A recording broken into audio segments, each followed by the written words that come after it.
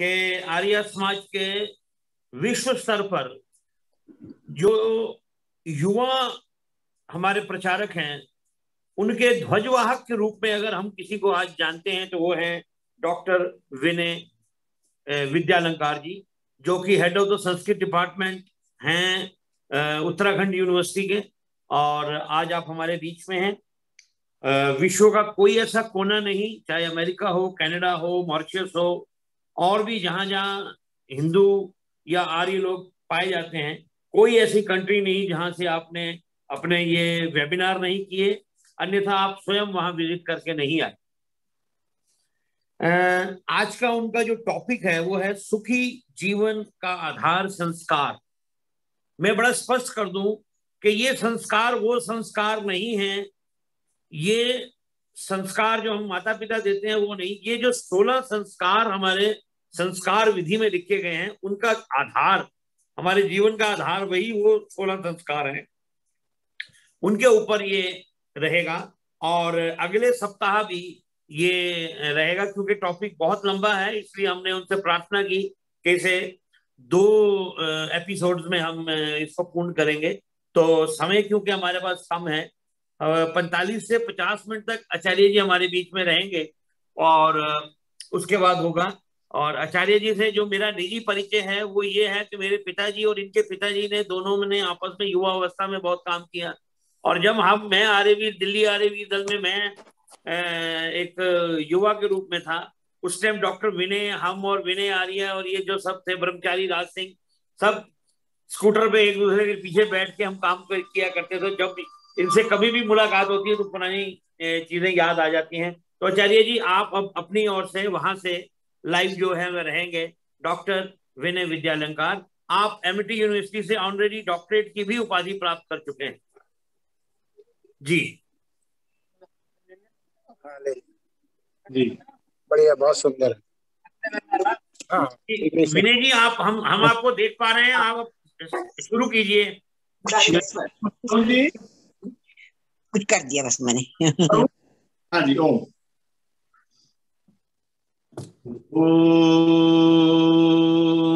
यो भूतं च भव्यं च सर्वं यश्चाधितिष्ठति, उसकी फोटो नहीं आ रही। च केवलं तस्मै ज्येष्ठाय ब्रह्मणे नमः, तस्मै ज्येष्ठाय ब्रह्मणे नमः। अखण्डादानन्दान्निगमहिमशैलेन्द्रशिखरात् प्रभूता भूतानां जनिलयकृता शङ्कर गुरो दयानन्दस्येयं सकलभुवनायामृतपदम् दिशन्ति दीर्घङ्गा जनित शिव संका विजयते। ओम शांति शांति शांति। आर्य समाज डिफेंस कॉलोनी के तत्वावधान में आयोजित इस ऑनलाइन व्याख्यान के अवसर पर एमिटी विश्वविद्यालय आर्य समाज के अनेक कार्यक्रमों का पर्याय है। आप उसी परिवार से आदरणीय श्री अशोक के चौहान जी, आनंद चौहान जी, अजय चौहान जी भाई साहब, जो कि प्रधान हैं आर्य समाज डिफेंस कॉलोनी के, और जो मंत्री पद को शोभित कर रहे हैं आदरणीय अजय सहगल जी, अजय जी टंकारा वाला, आपका विशेष स्नेह सदैव हमारे साथ रहता है। और जैसा उन्होंने कहा, आप बड़े भ्राता के रूप में आर्यवीर दल आदि के कार्यों में हमें आशीर्वाद देते थे और हम लोग कार्य करते थे। आदरणीय बाबूजी सहगल साहब को मैं याद करता हूँ आज इस पुण्य अवसर पर। उनके आशीर्वाद से और गुरुकुलीय शिक्षा के सौजन्य से, ऋषियों के ज्ञान से जो कुछ भी हम देश विदेश में पहुंचा पा रहे हैं, इस सब का श्रेय गुरुकुलीय शिक्षा को आर्य समाज के है।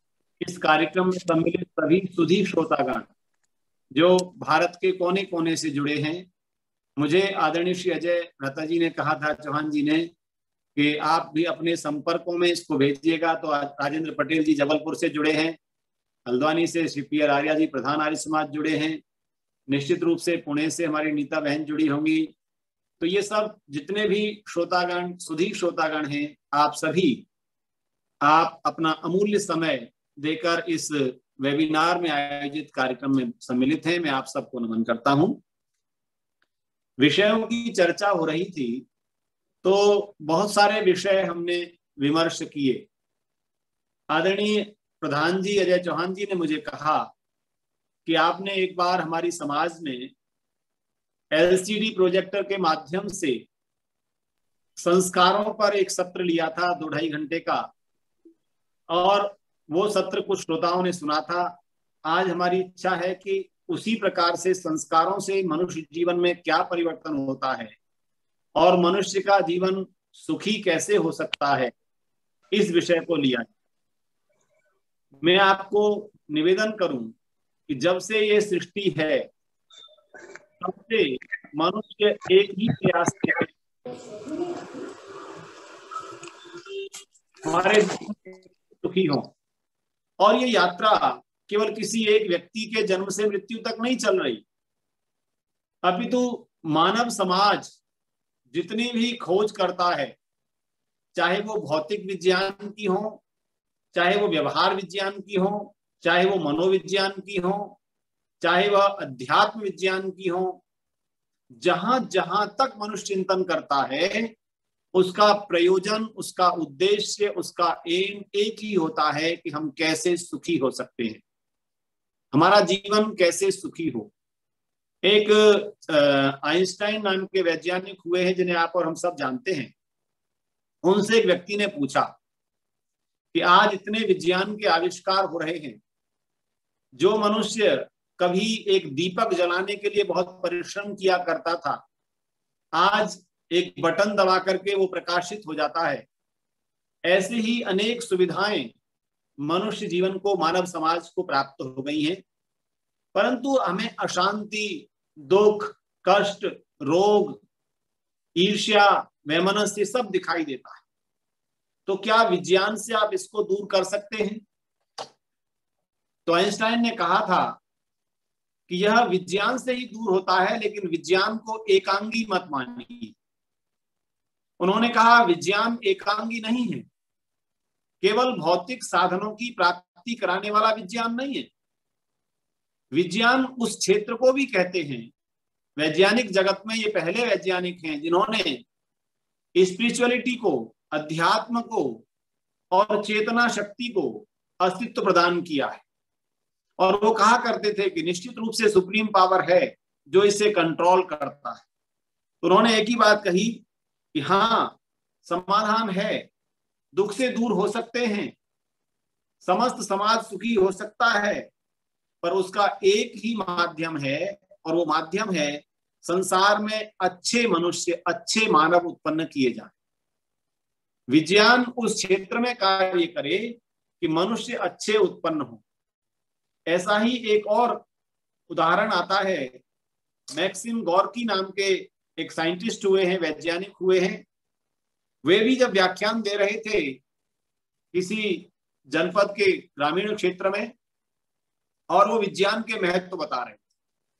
आज की पीढ़ी को लगता होगा कि क्या ऐसे महत्वों को बताने के लिए गांव-गांव भी लोग जाते थे?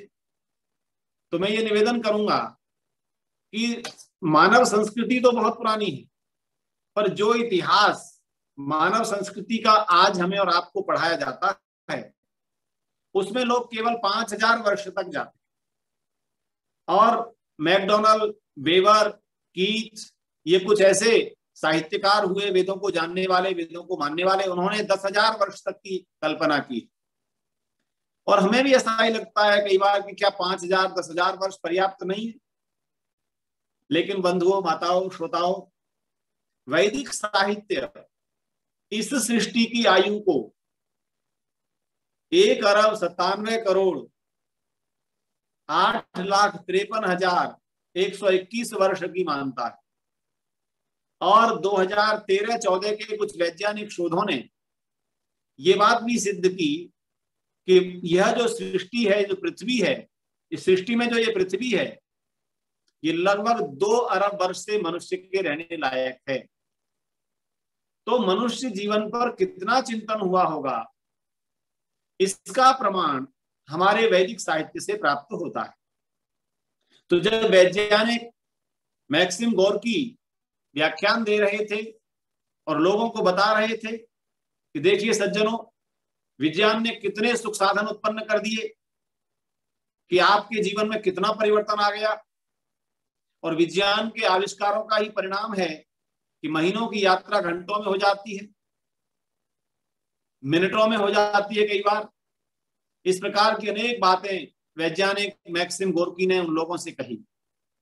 वहां एक सीधा साधा सा व्यक्ति खड़े होकर बोला और उसने कहा, ये सब कुछ श्रीमान सत्य है आपकी बात, कि विज्ञान ने मनुष्य जीवन को बहुत साधन दिए हैं, सुविधाएं दी हैं, परंतु विज्ञान ने मनुष्य को मनुष्य बनना, मानव को मानव बनना भी सिखलाया है क्या? ये प्रश्न मैक्सिम गोर्की को किया। तो मैक्सिम गोर्की ने इस ग्रामीण व्यक्ति के प्रश्न का उत्तर देने का साहस वो नहीं जुटा पाए। और विज्ञान ने मनुष्य को साधन दिए, सुविधाएं दी, पर उन सुविधाओं से केवल सुख प्राप्त हो जाए ये आवश्यक नहीं। मनुष्य का जो जीवन है, इसको अगर हम देखें तो ये इसके मूल कारक में 3 चीजें हैं। एक तो वह आत्मा जो अनादि काल से अनंत काल तक जन्म मरण की यात्रा पर रहता है। हम और आप जो स्वयं का परिचय कभी प्राप्त करते हैं कि मैं क्या हूं, तो मैं क्या हूं कहते ही, कल मैं योग विभाग की कक्षा ले रहा था, 100-150 योग के विद्यार्थी थे। हमारे कॉलेज में योग विभाग बड़ा समृद्ध है, विशिष्ट व्याख्यान कभी कभी कराते हैं। मैंने जो बात उनसे पूछी वो आपसे भी पूछ रहा हूं। प्रायः जब ये पूछा जाता है कि हम कभी प्रातःकाल उठ करके कभी ये सोचते हैं कि मैं का परिचय प्राप्त कर लें कि मैं कौन हूं, तो विद्यार्थियों ने कहा, अपना अपना नाम लिया। फिर मैंने कहा, अच्छा ये बताइए कि मैं शरीर हूं या कुछ और हूं? तो कुछ विद्यार्थी शांत हो गए और कुछ ने कहा, हाँ सर मैं शरीर तो हूं, ये मेरा जो अमुक नाम है, निखिल नाम है, अजय नाम है, ये मेरे इस शरीर को देख करके ही तो परिचय प्राप्त होता है, तो मैं शरीर हूं। फिर मैंने कहा, अच्छा एक बात बताइए, अपनी नाक पर हाथ रखिए और पूछिए ये क्या है, तो उत्तर मिलेगा मेरी नाक। कान पर हाथ ले जाइए, क्या है, तो उत्तर मिलेगा मेरा कान। आप प्रत्येक अंग पर हाथ रख करके पूछते हैं तो मेरा मेरा मेरा कहता है, पर वो मैं कहाँ है, वेयर आई? और वो आई जो है, वो जो अहम है, जो आत्म तत्व है, उसकी मैं चर्चा बंधु आपसे कर रहा था कि वह आत्म तत्व अनादि काल से अनंत काल तक जीवन यात्रा पर है। और ये बात मैं इसलिए नहीं कह रहा हूं कि अगर आप में से कुछ साथी, कुछ श्रोता बंधु, सुधी श्रोताजन ये कहें कि मोक्ष भी तो प्राप्त होता है, तो ऋषि देव दयानंद जी को इसका श्रेय जाता है। कतिपय दार्शनिकों ने ये कह दिया कि जो आत्मा मुक्ति में चला जाता है वो परमात्मा से मिल जाता है, क्योंकि ये उसी का अंश है और उसे दोबारा जन्म लेकर आने की आवश्यकता नहीं। तो बातें कुछ दर्शन की भी होंगी इसके साथ साथ। ऋषिवर देव दयानंद ने इसका समाधान दिया कि नहीं, जीवात्मा की मुक्ति एक लिमिटेड टाइम के लिए है, सावधि है, शांत है, इसे कहते हैं जिसका अंत होता है। अर्थात मुक्ति का जो काल है उस काल से भी आत्मा लौटकर आता है। तो मैं निवेदन करूं कि ये आत्मा जब अनादि काल से अनंत काल की यात्रा पर निकला हुआ है, तो हम कौन से जीवन को सुखी करने की कामना लेकर के चर्चा कर रहे हैं? चर्चा करने के लिए तो अभी हमारे पास जो इंद्रियां हैं, चिंतन करने के लिए जो मस्तिष्क है, विचार करने के लिए जो बुद्धि है, और जिस पर तर्क आदि रहते हैं जैसा चित्त है, ये सब इस जन्म में है। और इसी जन्म में शरीर के साथ संयुक्त होकर हम ये चर्चाएं कर सकते हैं। परंतु क्या इस जन्म के मिलने के साथ ही ये मन मिला है? वर्तमान बुद्धि इस जन्म के साथ हमको मिली है? वर्तमान चेतना जो चित्त है वो इस जन्म के साथ हमको मिला है या इससे पहले के जन्मों में भी वही था? कभी आप लोगों ने विचार किया होगा कि ये एक विद्यार्थी थोड़े से बात को श्रवण करने से ही ग्रहण कर लेता है, एक बालक बहुत बार बताने के बाद ग्रहण करता है, और एक बालक या बालिका कई बार बताने के बाद भी उसको ग्रहण नहीं कर पाते। तो इससे पता चलता है कि यह इस जन्म से मृत्यु तक ही जीवन नहीं है। तो हम जो सुखी जीवन का आधार की बात कर रहे हैं, सुखों की बात कर रहे हैं, वो सुख जब हम वैदिक चिंतन में प्रवेश करते हैं तो स्पष्ट होता है कि हमारे सुख और दुख के मूल में 3 कारक काम कर रहे हैं। पहला कारक है आत्मा जिन कर्म संस्कारों को लेकर यात्रा पर है, जिसे दर्शन की भाषा में प्रारब्ध कहते हैं। अर्थात हमारे सुखों का एक आधार हमारे प्रारब्ध से मिले हुए संस्कार हैं। अर्थात आत्मा जिस जिस प्रकार का जीवन जीता आया है, गत जन्मों में जैसा गुण कर्म स्वभाव उसके बने हैं, एक वह कारक उसके पीछे चलता है और इस जन्म में उसको प्रभावित करता है। आप उदाहरण देखते होंगे कि कुछ लोग बहुत संपत्ति होने के बाद भी सुखानुभूति नहीं कर पाते, सुविधाएं होने के बाद भी। मैं अभी कल स्टूडेंट से, विद्यार्थियों से यही बात कर रहा था कि सुख के मायने बदल जाते। आप में से कितने साथी भाई बहन ऐसे होंगे जिन्होंने 50 साल 40 साल पहले अपने जीवन को देखा होगा, तो हमारे सुख का एक स्वरूप वह भी देखा होगा आपने कि जब नया वस्त्र आता था तो सुखानुभूति होती थी कि नहीं। मुझे तो 40 साल पहले की वो बातें याद हैं कि घर में जब कोई विशेष भोजन बनता था, जिसे आज की भाषा में बच्चे उसको जानेंगे भी नहीं, ग्रामीण क्षेत्र में कहा जाता था खीर पूड़ी बनेगी, उसको बनने से जो सुखानुभूति होती थी समाचार मिलने मात्र से, क्या आज मेरे और आपके बच्चों को घर में उस पदार्थ के बनने से सुखानुभूति होती है? उत्तर मिलेगा नहीं। क्या नया वस्त्र मिलने से पहली बार जो सुख होता था, वर्ष में एक बार कभी मिलता था तो सुखानुभूति होती थी? आज वो अनुभूतियां गायब हैं, क्योंकि सुख के मायने जीवन में बदलते जा रहे हैं। ये क्यों बदले हैं, मैं उसी की बात कर रहा था कि जैसे जैसे संसार में बाजारीकरण हावी होता है, वो सबसे पहला काम हमारे मस्तिष्क पर कब्जा करता है, और वो कब्जा ऐसा हो जाता है कि आज एक बच्चे के साथ माता पिता एक मॉल में निकलते हैं और एक ही साथ में 50 वस्त्र इकट्ठे, 10 वस्त्र 15 जोड़ी जितने भी ले आते हैं। अब वो उसकी अलमीरा भरी होती है, उसमें से उसको एक एक का चयन करने के बाद भी सुखानुभूति नहीं होती। क्यों नहीं होती? क्योंकि हमने इन पदार्थों से ही सुख को मानना प्रारंभ कर दिया है, इसलिए वो सुख नहीं हो रहा। विषय पर आऊंगा कि आत्मा जिन संस्कारों को, जिन कर्मों को लेकर के इस जन्म में आता है, वो उसके सुख और दुख का कारण बनते हैं। कुछ लोग ऐसा कह देते हैं कि संसार में जब जब जहां जहां जो हो रहा है वह सब पहले से लिख दिया गया है। क्या आप श्रोताओं में से भी कोई व्यक्ति, बहन भाई इस बात को मानने वाले हैं जिनको ये लगता है कि हमारे जीवन में जो घट रहा है वो पूर्व निश्चित है? क्योंकि कुछ ऐसा दर्शन फैलाया गया, और आज जब कभी बड़े बुद्धिमान लोगों से भी चर्चा होती है तो कहते हैं कि देखिए जी, पुरुषार्थ भी अगर हम कर रहे हैं तो उसकी प्रेरणा से ही कर रहे हैं। वो हमें सुख देना चाहता है तो पुरुषार्थ करवाता है, दुख देना चाहता है तो आलसी बना देता है। ये जो दर्शन काम कर रहा है, ये दर्शन वैदिक दर्शन के विरुद्ध है। वेद का दर्शन क्या कह रहा है कि हमारे सुख और दुख का एक कारक है प्रारब्ध से आए संस्कार, लेकिन दूसरा जो कारक है वो कारक आत्मा के कर्म स्वातंत्र पर, और जिस परिवार में माता पिता से हमको जन्म मिला है वो एक दूसरा कारक है कि माता पिता जिस प्रकार के संस्कारों से युक्त हैं वैसे संस्कार हमारे जीवन में बनते हैं और वैसा ही सुख और दुख की स्तर को हम मस्तिष्क का जीवन का बना लेते हैं। और तीसरा कारक है जिस परिवेश में हम रहते हैं। ऋषि दयानंद जी के जीवन को पढ़िए, हम लोग कई बार उसका चिंतन करते हैं।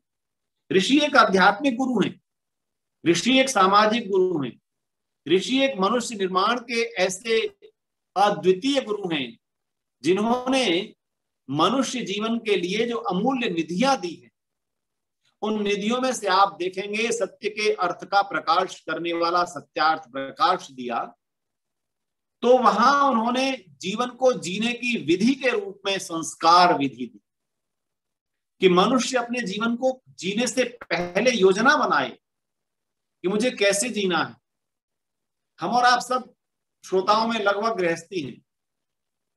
गृहस्थ में जाते समय अगर हमारा वैदिक संस्कार हुआ होगा तो आचार्य ने हमसे कहा होगा कि देखो आप गृहस्थ आश्रम में जा रहे हो और आपका एक बड़ा दायित्व है समाज को अच्छे मनुष्य देना। और जिनका वैदिक संस्कार नहीं होता, ऋषि दयानंद की संस्कार विधि के अनुसार बातों को बताते हुए जिनका संस्कार नहीं होता, वहां केवल ये बताया जाता है कि देखो ये मनुष्य जीवन आनंद लेने के लिए है और आप संस्कार धार्मिक कर्मकांड के रूप में करिए। आचार्य मंत्र बोलेगा, विवाह पक्का हो जाएगा, स्थायित्व तो हो जाएगा गृहस्थ का, इसलिए हम मंत्रों को बोल रहे हैं। ये 7 फेरे इसलिए लगाए जा रहे हैं कि 7 फेरों में तुम बंध करके गृहस्थ जीवन में टिके रहोगे। लेकिन आप याद कीजिए, जिनका वैदिक संस्कार हुआ होगा वहां आचार्य ने कहा होगा सप्तपदी के समय ईशे 1 पदी भव, ऊर्जे 2 पदी भव, रायस कोशाय 3 पदी भव, मयो भवाय चतुष्पदी भव, और प्रजाभ्य 5 पदी भव। मैं अभी विवाह संस्कार में आपको नहीं ले जा रहा, लेकिन जिस मानव के उत्पन्न होने का कार्यक्रम बनना है, योजना बननी है, वो गृहस्थी व्यक्ति गृहस्थ में आने से पहले कहता है कि 4 कदम चलूंगा तब 5वां कदम उत्तम संतान का होगा। तो मैंने निवेदन किया कि दूसरा कारक माता पिता के जीवन की प्रक्रिया कैसी है, और जिस परिवेश में तीसरा कारक है जिस परिवेश में हम रह रहे हैं उस परिवेश का वातावरण कैसा है। तो ऋषिवर देव दयानंद जी ने संस्कारों के लिए अनेक ग्रंथों का अध्ययन किया, प्राचीन धर्म सूत्र, गृह सूत्र आदि सबका अध्ययन किया। कहीं पर उन्हें संस्कार 6 मिले, कहीं पर 12 मिले, कहीं 48 और 36 संस्कार भी मिले। लेकिन ऋषिवर देव दयानंद का ऋषित्व तो यह है मेरे बंधुओं बहनों कि ऋषि जहां जहां से जो जो वेदानुकूल उचित मिला है उतना ही लिया है। ऋषि ने एक मानक स्थापित कर दिया था कि जितना भी साहित्य संसार में उपलब्ध है उसमें से जो जो वेदानुकूल है वह आर्ष साहित्य है, और जो जो वेद से वैमत्य विमति रखता है, मतभेद रखता है, विपरीत चलता है, वो अनार्ष साहित्य। ऋषिवर देव दयानंद ने मानव निर्माण के जो सूत्र हैं, मनुष्य जीवन के निर्माण के सुखों के आधार जो सूत्र हैं, उसके लिए विधि दी है। विधि, इसको आप नाम कुछ और भी दे सकते थे ना, केवल संस्कारों को कराने की विधि नहीं है, संस्कारों का आधान करने की विधि है। मनुष्य जीवन में संस्कारों का आधान कैसे हो, उनका रोपण कैसे हो, उनकी स्थापना कैसे की जाए। अच्छा, दुनिया के जितने भी मानव विज्ञान पर कार्य हुए होंगे आप उनको अध्ययन कीजिए। मानव विज्ञान से अभिप्राय मेरा, कोई मनोविज्ञान पर काम कर रहा है, कोई बुद्धि पर कार्य कर रहा है, कोई जेनेटिक साइंस पर काम कर रहा है, इसलिए बहुत सारे वर्ग हैं। और जेनेटिक साइंस वालों से भी जब हम पूछते हैं कि आप जीन्स से मनुष्य की उत्पत्ति बता रहे हैं, उस जीन्स में क्या कोई चेतना है, कोई संस्कार है, कोई सूक्ष्म शरीर है, तो आज का जेनेटिक साइंस वहां मौन हो जाता है। वो ये तो कहता है कि जीन्स जैसा होगा वैसा मनुष्य बन जाएगा, लेकिन आप विचार कीजिए हमारे सुखों का जो आधार है वो ऋषियों ने कितनी गंभीरता से चिंतन किया है।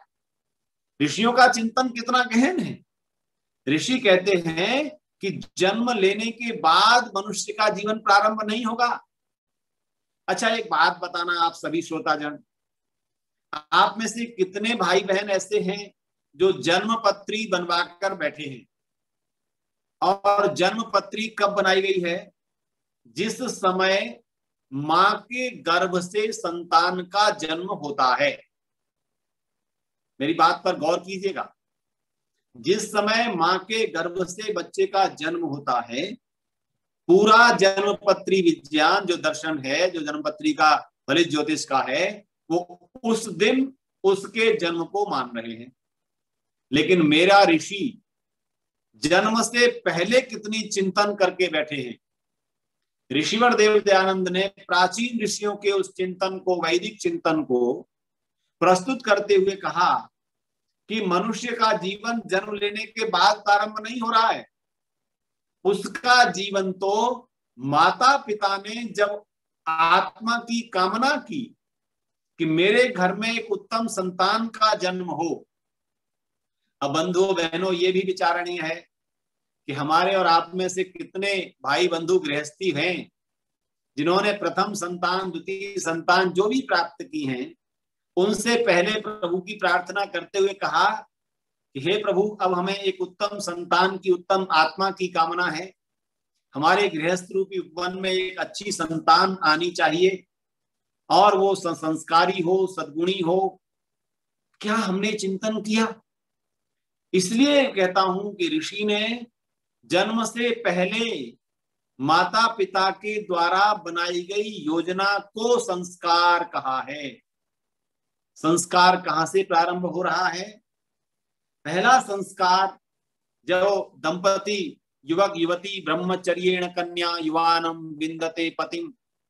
देखो हमारी परीक्षा की कसौटी कैसी थी बंधुओं। ये केवल आयु 25 वर्ष हो जाए या घर में साधन संपन्न है, कोई बात नहीं, अब बेटा पैरों पर खड़ा हो गया है, इसका विवाह कर दिया जाए, ये हमारी कसौटी नहीं थी। अब बिटिया बड़ी हो गई है, इसने MBA कर लिया है, अब घर में इसको विवाह संस्कार की तैयारी करा जाए, ये कसौटी नहीं थी। हमारी वैदिक कसौटी थी कि एक तप का जीवन जी करके, ब्रह्मचर्येण तपसा देवा मृत्युमपाग्नता, कि जो हमारी जो परंपरा है वो ब्रह्मचर्य के तप से जीवन को तपाकर भट्टी में तब जीवन प्रारंभ होता है। मुझे एक हिंदी के साहित्यकार का उद्धरण स्मरण होता है। एक बार एक व्यक्ति रास्ते में चला जा रहा था, पैरों में जूते नहीं थे, एक नुकीली सी कोई वस्तु उसके पैर में घुसी और वो खून निकाल दिया, घाव हो गया।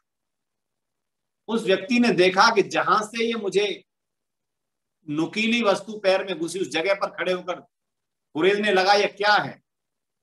जब उसने मिट्टी के कुछ हिस्से को कुरेदा तो वहां से एक टूटी नोक वाला एक कप जिसमें आप और हम चाय पीते हैं, कॉफी पीते हैं, वो एक कप वहां जमीन में दबा हुआ था और उसका एक नुकीला हिस्सा ऊपर को निकला हुआ था और वो पैर में उसके घुस गया था। उसका खून बह रहा था। लेकिन दार्शनिक और साहित्यकार, इनको क्रांतदर्शी कहा जाता है, कवयः क्रांतदर्शिनः।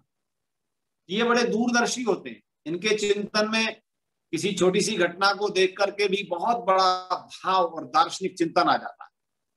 तो उस साहित्यकार ने उस टूटे हुए कप को उठाया, एक पत्थर पर रखा और पत्थर से कूटने लगा। अब आप देखिएगा संवाद, जिस कप के टुकड़े को वह व्यक्ति कूट रहा है, साहित्यकार वहां से एक चिंतन निकालता है। वो कहता है वो कप को तोड़ रहा था, कप उससे कह रहा था जरा सुन तो लो, मुझे तोड़ रहे हो, ये मेरा क्यों अपमान करते हो। उस कप के टुकड़े ने उस व्यक्ति से जब ये कहा, साहित्यकार उसको शब्द देता है और तो उस व्यक्ति ने कहा अच्छा बताओ। अरे सुनो, मैं वही हूं जब तुम अपने घर में मुझे रखते थे, बहुत ही संजो कर तुमने मेरे लिए एक लकड़ी की बहुत बढ़िया कॉस्टली अलमारी बनाई थी, जिसे आज हम क्रॉकरी का सेट रखने का स्थान बनाते हैं घर में। तुमने मुझे वहां रखा था, मुझे बहुत सफाई मेरी होती थी, और जब मेरे अंदर तुम चाय डाल करके पीते थे तो तुम्हें याद है कि तुम उठाते थे और छोटी सी शिप लेकर फिर रखते थे, और सबसे कोमल जो शरीर का अंग है वो अधर है, ओष्ठ हैं, उनमें तुम इसे स्पर्श करते थे। आज तुम मुझे पत्थर से क्यों तोड़ रहे हो?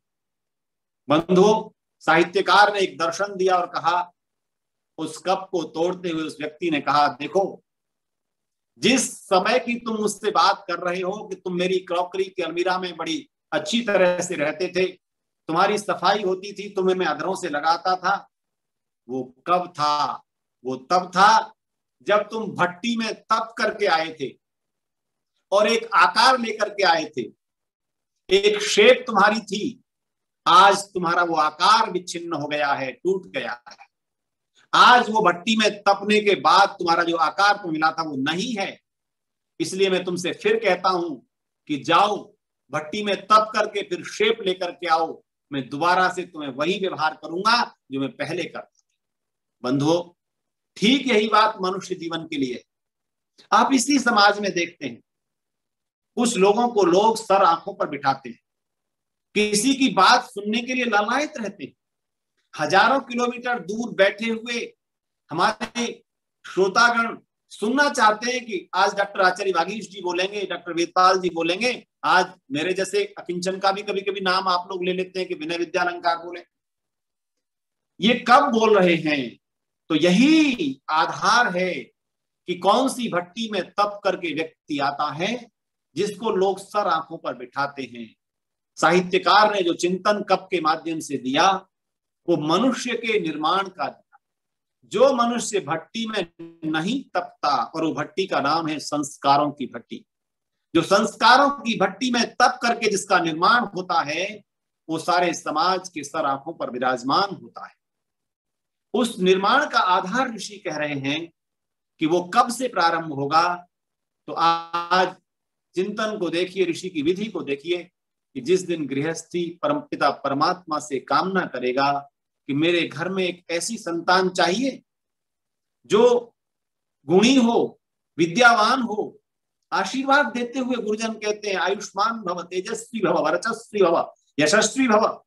ये जो आयुष्मान, वर्चस्वी, तेजस्वी का आशीर्वाद दिया जा रहा है वो गृहस्थी उस आत्मा की कामना जब करता है तो पहला संस्कार उस गृहस्थी के द्वारा होता है, और उस संस्कार का नाम है गर्भाधान संस्कार। कुछ ज्यादा पढ़े लिखे लोग, वर्तमान जो अल्ट्रा ये मॉडर्न कहलाते हैं, वो कहते हैं ये कौन सा संस्कार है, इसमें भी कोई संस्कार की आवश्यकता है। तो मेरे ऋषि ने कहा कि जो गृहस्थी अपने गृहस्थ रूपी उपवन में संतान रूपी पुष्प के लिए योजना नहीं बनाता, उत्तम भूमि की तैयारी नहीं करता। भूमि से अभिप्राय है संस्कारों का जहां आधान हो सके, ऐसा परिवेश बनाना। जब हम संस्कारों पर कहीं व्याख्यान देते हैं और ये कहते हैं कि घर में कोई बहन गर्भवती है तो देखिए घर में चित्र कैसे लगाने ये विचार भी कीजिएगा, साहित्य कौन सा पढ़ना ये विचार भी कीजिएगा, टीवी में कौन से कार्यक्रम देखने ये विचार भी कीजिएगा। तो लोग हंसते थे, बोले इससे क्या फर्क पड़ेगा। कई बार संतान निर्माण पर बहुत सारा साहित्य, आप दिल्ली में जाएंगे तो आपके किताब महल, पुस्तक महल पर मिल जाएगा जिसमें संतान मातृत्व का विकास, संतान का निर्माण, बहुत सारी पुस्तकें लिखी हुई। मैंने भी वो साहित्य कई बार जब मैं पीएचडी कर रहा था उसको अध्ययन किया, पढ़ा, देखा। हाँ, उसमें कुछ बातें थी मनोवैज्ञानिक दृष्टि से, लेकिन एक भी पुस्तक ऋषि के इस चिंतन को नहीं छू रही थी कि जहां माता पिता की मानसिक तैयारी उत्तम संतान के लिए होगी, मानसिक रूप से संतान के कैसे कैसे गुण हो ये दोनों माता पिता अपने जीवन में लाएंगे तो संस्कार वहां से प्रारंभ हो रहा है। अगर मेरे इन श्रोताओं में कोई युवक ऐसे बैठे हों जिनका गृहस्थ प्रारंभ हो रहा हो, या कुछ ऐसे माता पिता हों जिनके परिवार में संतति गृहस्थ में जाने वाली हो, तो मैं आपसे निवेदन करूंगा कि आप संस्कारों पर ऋषि दयानंद की संस्कार विधि और हमारे पंडित सत्यव्रत सिद्धांतालंकार जी की संस्कार चंद्रिका, पंडित मदन मोहन विद्यासागर जी की संस्कार समुच्चय, ऐसी अनेक पुस्तकें जिन्हें आप अपने घर में लाएं, क्योंकि रोज व्याख्यान संस्कार पर नहीं हो सकता। कोई विनय विद्यालंकार या डॉक्टर वागीश रोजाना आपको बातें नहीं कर सकता। संस्कार विधि में ऋषि ने संक्षेप में उन बातों को कहा, उनको व्याख्यात्मक स्वरूप ऋषि के मिशन से जुड़े हुए इन विद्वानों ने दिया। सत्यव्रत सिद्धांतालंकार जी की संस्कार चंद्रिका श्रोतागण देख रहे होंगे, आप में से बहुतों के घर होगी। उन्होंने उसका वैज्ञानिक विवेचन किया है और एक एक संस्कार पर बहुत बड़ी सामग्री प्रस्तुत की है। तो मैं निवेदन कर रहा था कि तब हमारे मेडिकल के कुछ लोग हंसी उड़ाया करते थे, लेकिन आज वही मेडिकल साइंस गर्भवती महिलाओं के वातावरण पर बहुत कुछ लिख रहा है और कहा जा रहा है कि उनको क्रोधित न होने दिया जाए, उनको स्ट्रेस में न आने दिया जाए, उनके सामने कोई गंभीर जीवन की चुनौती न हो, नहीं तो उसका पूरा प्रभाव संतान पर पड़ेगा। तो ऋषि दयानंद जी ने यही बात संस्कार विधि में पहले संस्कार के साथ जोड़ी है कि वह गर्भाधान संस्कार होने के बाद जब 2-3 महीने का गर्भ ठहर जाए तो उस काल में वह पुंसवन संस्कार करें। जब भ्रूण तैयार हो गया है और उसमें अभी शारीरिक अंगों का निर्माण हो रहा है तो उस समय संस्कार है पुंसवन। हमारे कुछ भाई पुंसवन संस्कार को जोड़ देते हैं, कहते हैं कि पुत्र की प्राप्ति के लिए कराए जाने वाला संस्कार पुंसवन संस्कार है। बंधुओं में निवेदन करूंगा, पुं शब्द का अर्थ है शक्ति अर्थात ऊर्जा। यहाँ पुंसवन, पुं सवन, पुं अर्थात शक्ति, ऊर्जा का सवन करना, अभिषेचन करना, उसका प्रारंभ करना। तो शरीर के निर्माण के लिए एक संस्कार किया जा रहा है जिसमें मंत्रों का उच्चारण भी होगा और उस होने वाली मां को, जिसके गर्भ में एक नई संतान आने वाली है, उसको शक्ति और ऊर्जा देने वाले पदार्थों का संदेश आचार्य देगा और वो आचार्य आयुर्वेदज्ञ होना चाहिए। संस्कार कराते समय हम केवल मंत्र पाठ को प्रमुखता दे रहे हैं कि पंडित जी ने मंत्र बोल दिए, संस्कार हो गया।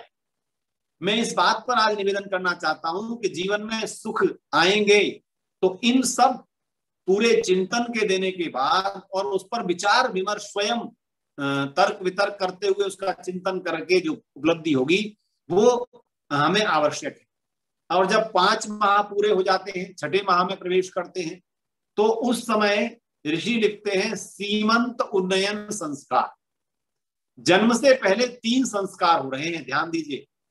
मनुष्य का जन्म मां के गर्भ से बाहर आने पर नहीं है, असली उसका जन्म का प्रारंभ, उसके जीवन का प्रारंभ, उसके जीवन में संस्कारों का आदान पहले दिन से प्रारंभ कर देना है। जब संतान कंसीव जब होता है तब से प्रारंभ करना है।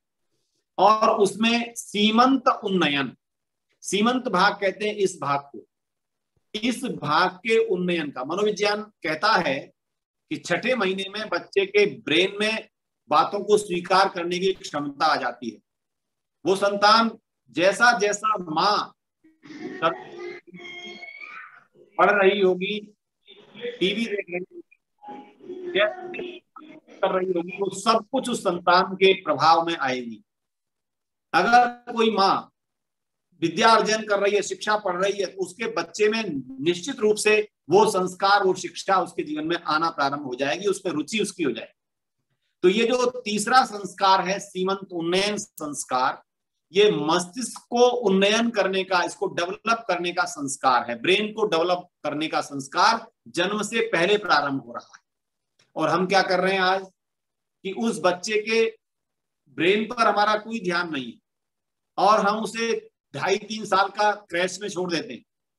आप कहेंगे कि महानगरीय संस्कृति में ऐसा करना पड़ता है, तो परिणाम में उसी का परिणाम है कि वो इमोशंस कम होते हैं, संवेदनाएं कम होती हैं, आत्मीय संबंध में अभाव आता है। ये जो आत्मा है इसका बड़ा विज्ञान है कि इस आत्मा में जो मैं भाव है ये जन्म जन्मांतर से है। देखिए ध्यान दीजिएगा, मैं को छोड़ना आसान नहीं है। इसीलिए भारतीय दर्शन कहता है कि मैं को नष्ट करने में शक्ति मत लगाइए, मैं को बढ़ा लीजिए, मैं को विस्तारित कर लीजिए। अर्थात उसका विस्तार जो हमारे जैसे भुजाएं बढ़ती जाती हैं साइड में, इस प्रकार से बढ़ जाना चाहिए। तो वो कब बढ़ता है? जब एक परिवार में हम सबका संवाद माधुर्यपूर्ण हो रहा हो, संवाद में सर्व कल्याण की भावनाएं निहित हो, संवाद में एक दूसरे के प्रति दोषारोपण ना हो। तो आप विचार कीजिए, जिस समय संतान पल रही है माँ के गर्भ में, अगर दोषारोपण, झगड़ा, विवाद हो रहे हैं तो वो आने वाली संतान उन संस्कारों से प्रभावित हो जाएगी जो झगड़े आदि के थे। ये जो तीसरा संस्कार सीमंतोन्नयन हुआ है, ये ब्रेन के डेवलपमेंट का था, उसमें चिंतन है, विचार है, भाव है, वो सब आए। अब आपने देखा क्योंकि समय तेजी से बढ़ रहा है, 3 संस्कार जन्म से पहले ऋषियों ने विधान कर दिए, तो अब मनुष्य की जन्मपत्री आप जन्म से बनवा लीजिए। वो तो जन्मपत्री वहां से काम करेगी ना जहां से आपका आत्मा का आगमन मां के गर्भ में हुआ है, और वो जन्मपत्री किसी भी राहु, केतु, बृहस्पति, मंगल के आधार पर नहीं बन सकती। वो सब घर के वातावरण के आधार पर बनेगी।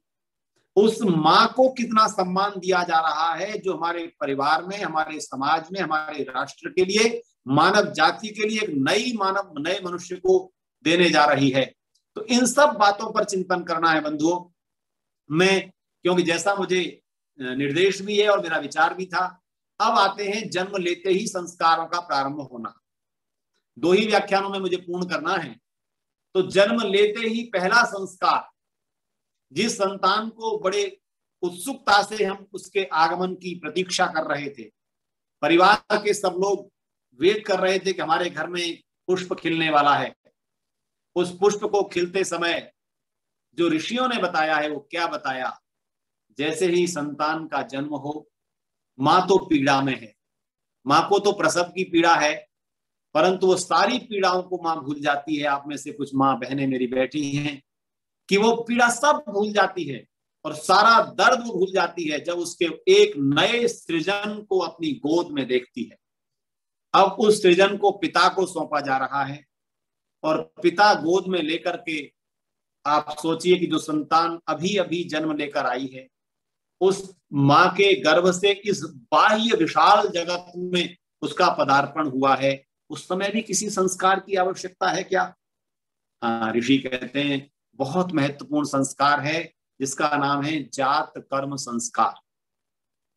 जन्म लेते ही जो योजना आप लेकर चले थे, उत्साह में भूल मत जाना, कहीं खेल खेल में ये मत विस्मृत कर देना कि हमें एक ऐसी आत्मा को बुलाया है जिसका निर्माण करने का दायित्व तो अब हमारे ऊपर है कि हम उसे कैसा मनुष्य बना करके समाज को, राष्ट्र को देंगे। भगत सिंह जी के जीवन को जब मैं देखता हूं, उनके पिता और दादा अर्जुन सिंह जी, किशन सिंह जी, दोनों आर्य समाज में जाते हैं और दादाजी उस छोटे से बच्चे का प्रत्येक संस्कार घर में कराते।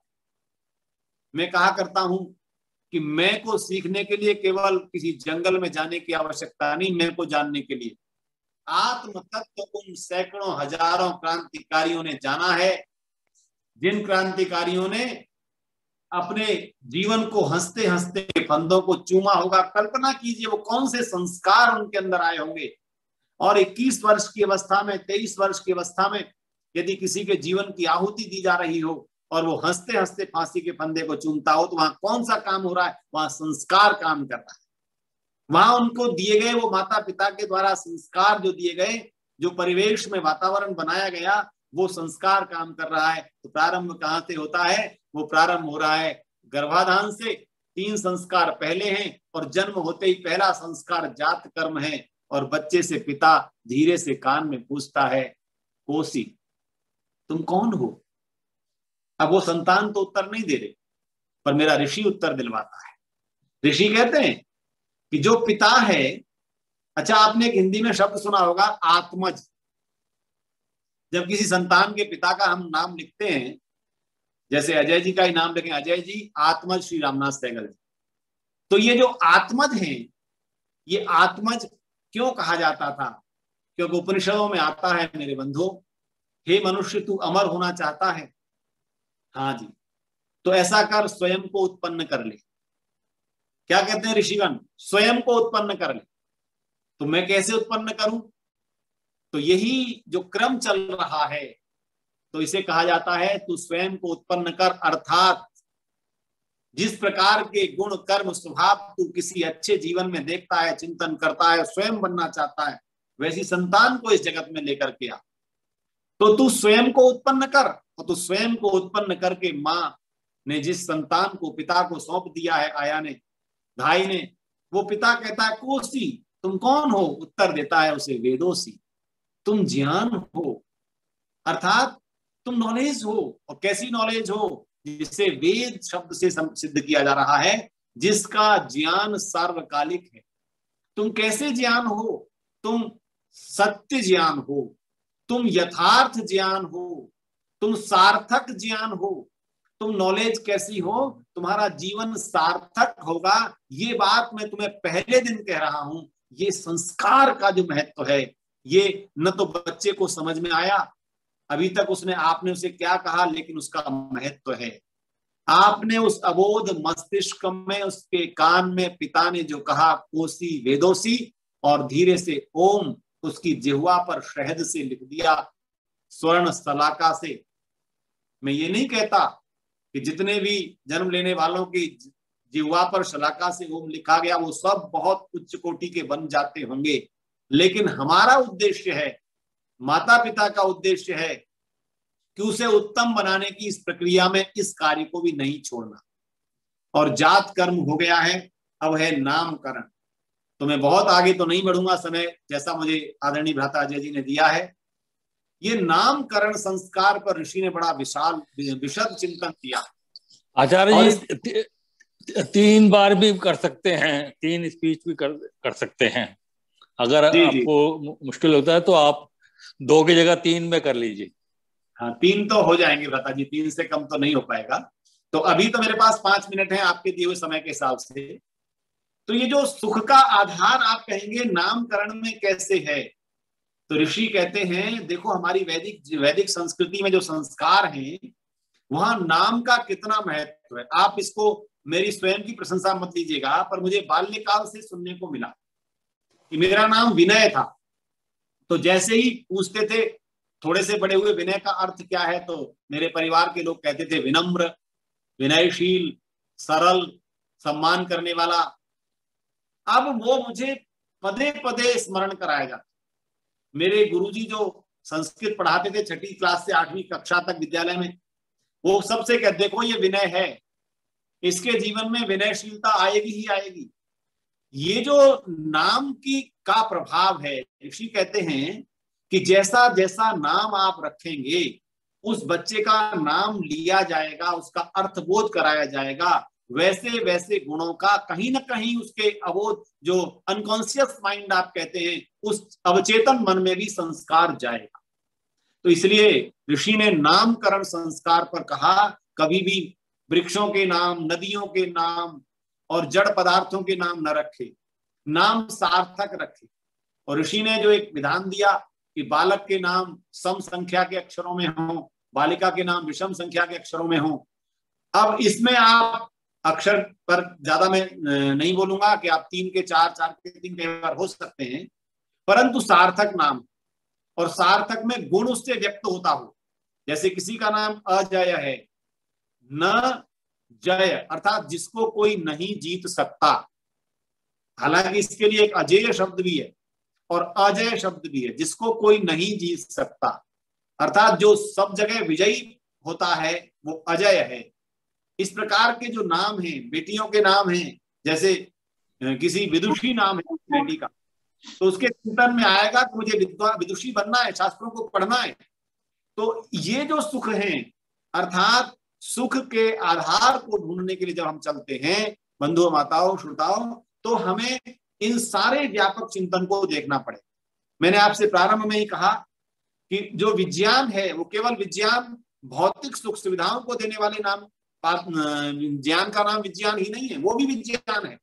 लेकिन जो असली विज्ञान है, हमारे उपनिषदों में कहा गया यस्तु विज्ञानवान भवति, जो विज्ञानवान होता है उसका, मैं और प्रसंग जोड़ रहा हूं, उसमें मोह और शोक समाप्त हो जाते हैं, वह आत्मस्थ हो जाता है।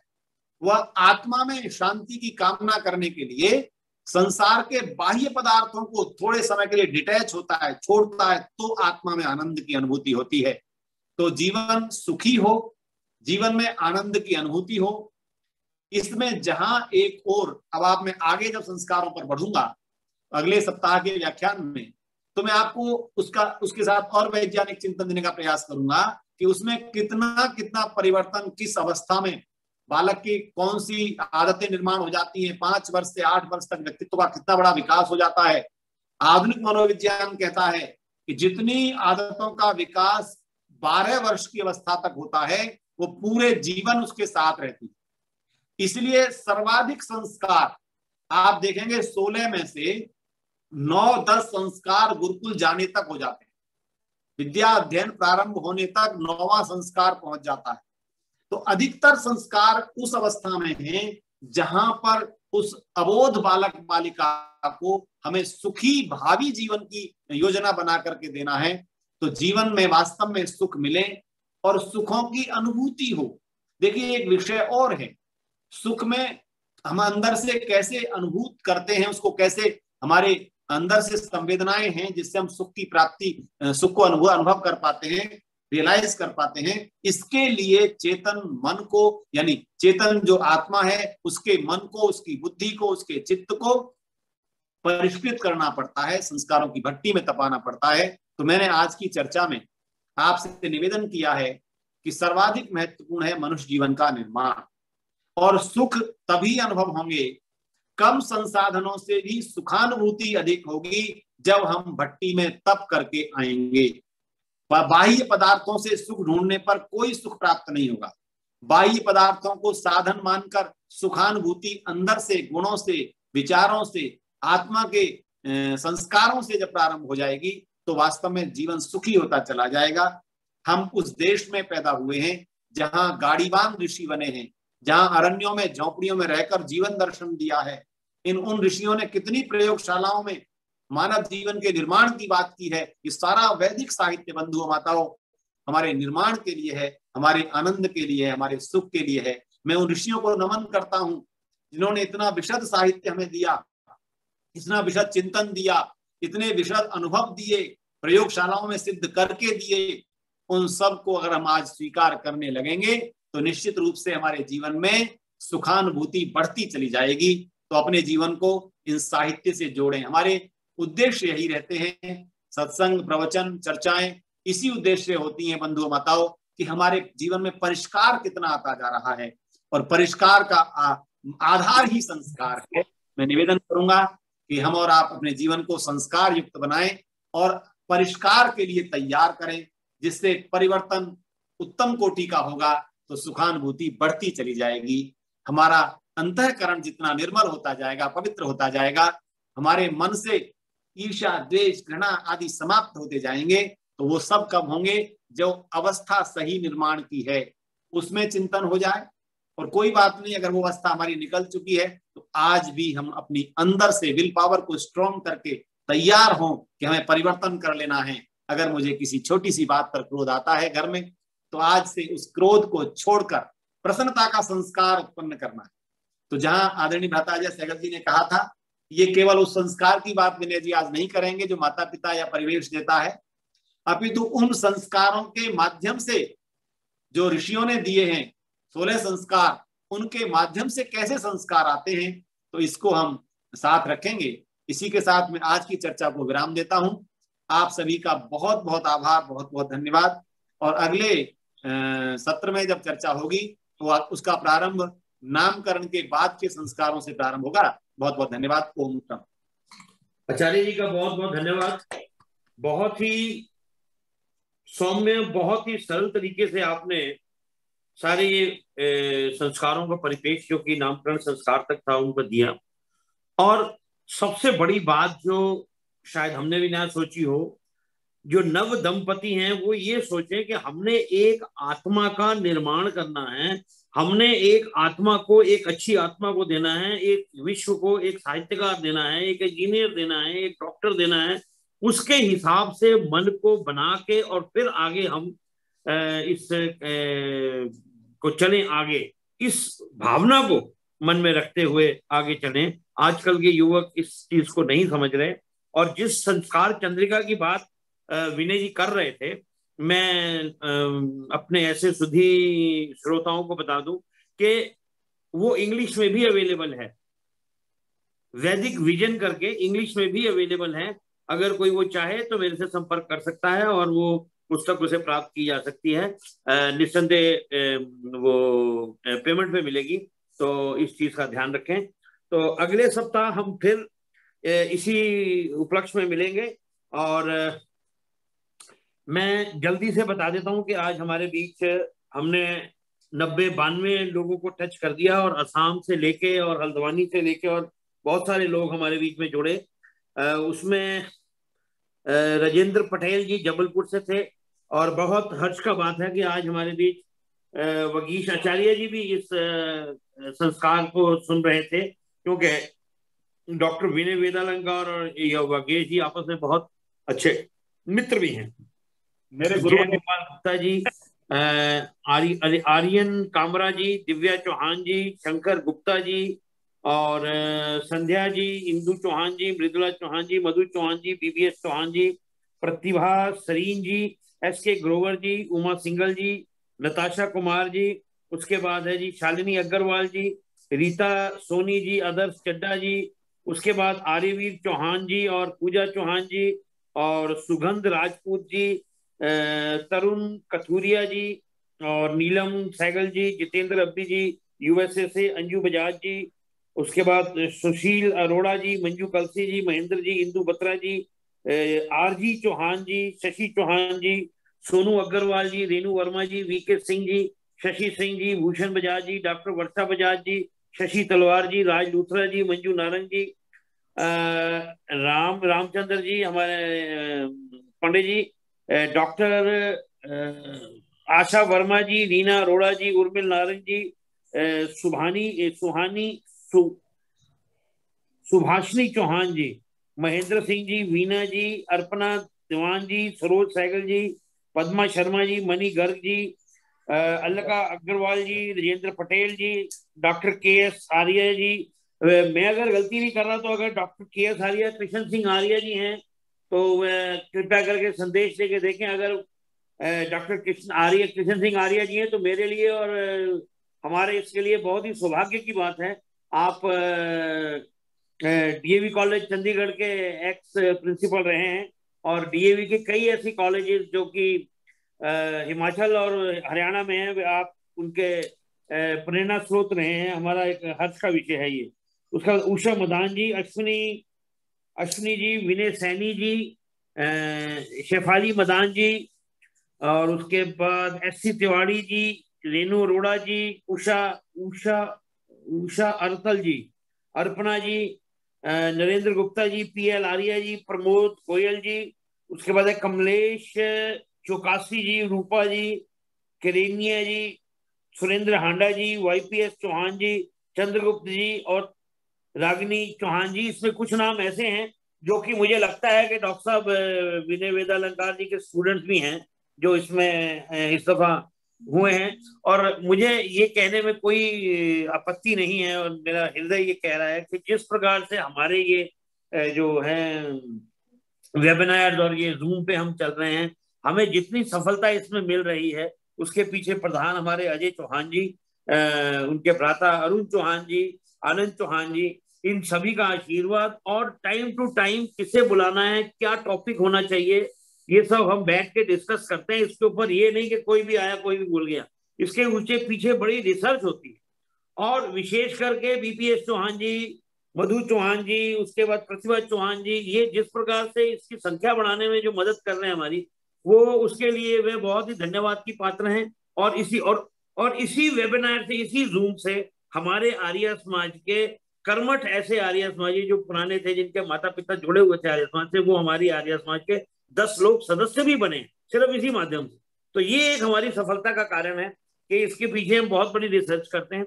तो अगले सप्ताह हम फिर मिलेंगे। उससे पूर्व मैं बता दूं कि अगले सप्ताह हमारे बीच पूजा चौहान जी का जन्म दिवस आ रहा है, और कृष्णा भारद्वाज जी का आ जा रहा है, और शिव कुमार गोयल जी, ये कुमार जी, ये हमारे बीच में रहेंगे। हम पूजा चौहान जी अगर आज पार्टिसिपेट कर रही हैं तो मैं उनसे कहूंगा कि वे अवश्य ही, पल्लवी चौहान और अखिल चौहान जी भी थे जी, मैं ये मल्लिका चौहान जी, मैं ये नाम मिस कर गया, अभी मैं देख पा रहा हूं उनको। तो पूजा चौहान जी अवश्य रहें तो हमें बहुत प्रसन्नता होगी, ये मैं आपको बता दूं। और इस सप्ताह के बीच में हमारे पास किसी का भी नाम नहीं है जो कि जिनका जन्म दिवस हो। मैं पंडित रामचंद्र जी, प्रधान जी अब समाप्ति की जाए। बिल्कुल जी, बहुत अच्छा, आप शुरू कीजिए, खत्म कीजिए जी। सहगल जी एक सेकंड लूंगा। कौन बोल रहे हैं? जी भ्राता जी सहगल जी। जी जी जी जी जी, हाँ जी आचार्य जी, हाँ जी। आचार्य वागीश जी मेरे गुरु जी हैं, मेटा में उनसे उनके सानिध्य में पढ़ा हूँ, मेरे प्राचार्य रहे। अच्छा अच्छा, नहीं नहीं, आप दिल्ली में कई चीजें करते रहते हैं ना जी, तो मुझे लगा कि मित्रता भी होगी, क्या गुरु मित्र भी हो सकता है जी। मैं फिर भी इसको बहुत सुधार कर लूंगा। बहुत धन्यवाद जी। तो अच्छा जी, अच्छा पलक चौहान जी हमारे बीच में भी आए हैं जी, अभिनव चौहान जी भी हैं, उपलब्ध हैं। तो मैं रामचंद्र जी अब शांति पाठ करिए जी। हम सब मिलकर के शांति पाठ करते हैं। ओम द्यौ शांतिरंतरिक्षगुम शांति पृथ्वी शांतिरापः शांतिरौषधया शांति वनस्पतया शांतिर्विश्वे देवाः शांति ब्रह्म शांति सर्वं शांति शांतिरेव शांति सामा शांतिरेधि। ओम शांति शांति शांति। सबको सादर नमस्ते जी। मैं दिव्या चौहान और पलक चौहान को भी देख पा रहा हूँ जी, उनका नाम नहीं लिया, क्षमा प्रार्थी। आप सभी को